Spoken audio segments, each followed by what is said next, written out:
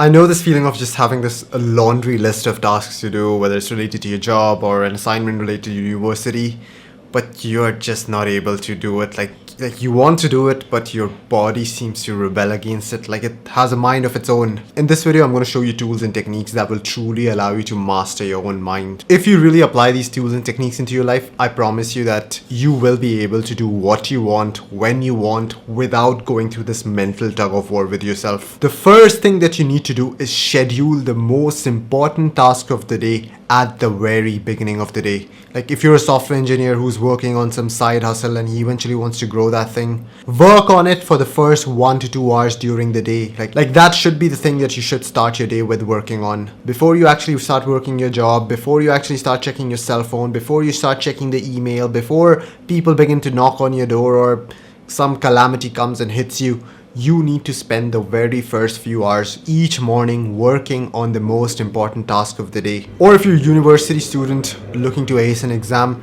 start your day off with that important task. Start your day off with studying for that exam. I know this sounds like a really obvious thing. I know this sounds like super simple and it wouldn't make much of a difference. But what you don't understand is the importance of working on tasks with an empty stomach and an empty mind. Like as soon as you wake up, your mind is empty. You don't have distractions, you haven't accumulated the tension, you haven't accumulated the stress, you haven't heard your boss yell at you, you haven't heard your parents talk to you in a rude way, or you haven't had your sibling hit you, whatever. Your mind is free, you're a clean slate, you're empty. You can channelize your focus on one singular thing without your attention being hooked by 1,000 different things. And this will eventually happen. As your day continues, as you move from venue to venue, as you get phone calls, you will realize that your mind is in 1,000 different places. It is inevitable. So what I do personally is I start my day off with the most important task. I'm in an isolated environment, no distractions. And the first thing I do each morning is work on that task. 2 to 3 hours, 4 to 5 hours, whatever you can afford, whatever time period you have. Even if it's like 1 or 2 hours, you're still going to make a lot of progress on that thing. What most people typically do is first they deal with the day, first they go to their jobs, first they get all these distractions accumulated, all these stressors accumulated, and at the end of the day they finally said, you know what, I think I'll do my side hustle now.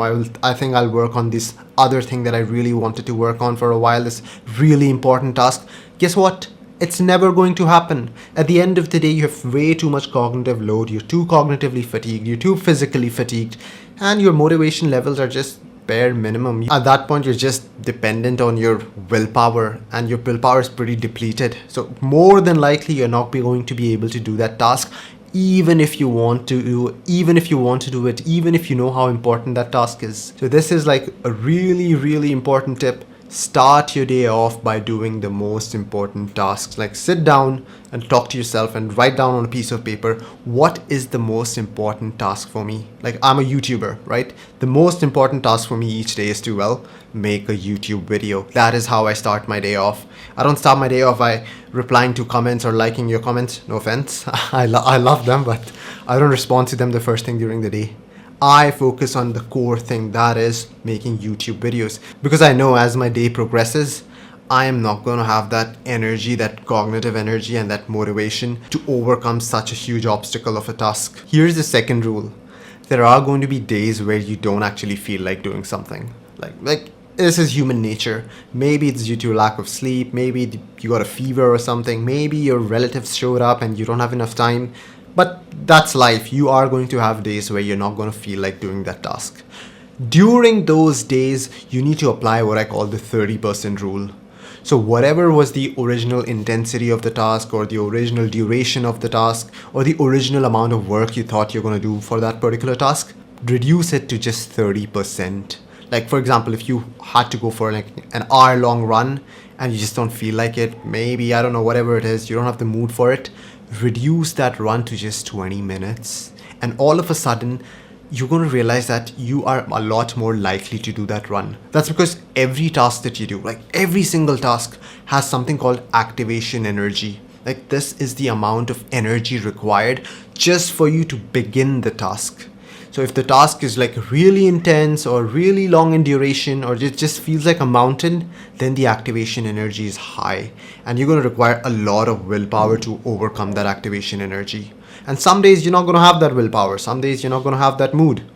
On those days, you can reduce the activation energy severely by reducing the task to just 30%. And then you're gonna realize, you know what, it's kind of easy to jump over this activation barrier. Like, yeah, I can go to the gym for just 20 minutes, probably like hit 4 sets and just come back. Yeah, probably I can read like 4 pages instead of like 15 pages that I'd initially planned. And what this does is maintains the flow. You have consistency. Like the next day, you're not gonna feel like, I just missed a day, so might as well miss another day and then another day. That is what used to happen to me because I was so much of a perfectionist. I was always all or nothing. Either I used to read like 10 pages a day or none. And I realized that my overall results were kind of bad with this approach. I was never able to consistently do an activity. And then I used to be hit by a break and then another break and then another break. And before you know it, I had skipped that activity for like 4 days in a row. Now with this 30% rule, on the days if I don't feel like doing something or on the days where an unplanned circumstance actually happens, on those days I just do this 30% rule. I just do the activity with 30% intensity, casually, for fun. And the next day I actually feel like, you know what? Wow, good job. I maintain consistency. And I know this tip again seems very, very obvious, but it is super powerful. You're going to realize that once you get this consistency, this flow, then it's actually easier to do the things. Like your body becomes programmed to do it. It becomes part of your identity. Then you don't have to have this mental tug of war. And if you want to maintain consistency, then 30% rule is required. You can't be this binary perfectionist. I know it sounds good on paper, I'm a perfectionist, but in practicality, it's horrible. It's a horrible idea to be a perfectionist. Let's get to the third tip. There's this neurotransmitter in your brain called dopamine. Now this neurochemical is associated with motivation levels, energy levels, and basically this desire to do things, right? Now there are some activities that actually mess up this system. They actually destroy your dopamine system where you have no motivation, no energy, you're depressed, your mood is shitty. And these activities are like things like watching pornography, scrolling through short form content, binge watching shows, eating garbage food. All these activities impact your dopamine system, and you're going to realize that after playing 4 hours of video games, you don't have the desire or the energy to do anything productive. That's because you've just fried your dopamine system. And similarly, there are certain activities that actually are rewarding for this dopamine system. They actually make this dopamine system better. They release healthy amounts of dopamine. So you feel more motivated, you feel more disciplined, you feel like you're a doer, you feel you can accomplish everything, your mood is good. And these are activities like taking cold showers, fasting, eating the right food, sleeping, exercising.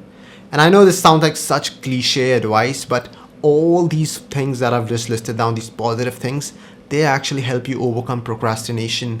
They give you the tools, they give you the dopamine, they give you the motivation, they fix your mood.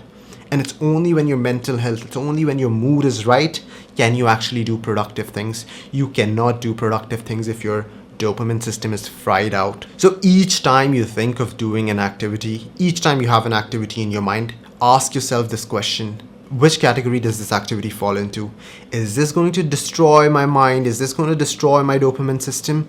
Or is it going to strengthen my dopamine system? Is it going to be making me more motivated and it's going to be elevating my mood? And if you get more activities that help your dopamine system, you are naturally just going to eliminate procrastination. You are naturally going to want to do these things. You wouldn't have to watch these YouTube videos. If your dopamine system is really on fire, you're living a healthy life, you're not doing stupid shit, then you're not going to have to watch these YouTube videos. You're going to be motivated all the time and you're going to be heading towards your tasks all the time. So if you're someone who has been putting off tasks, putting off work, and you know that these tasks are actually going to improve your life significantly, get you towards your goal, but you're still not progressing towards them, then make sure that you click on the link in the description and book a free one-on-one call with me, and we can discuss how I can help you achieve your goals.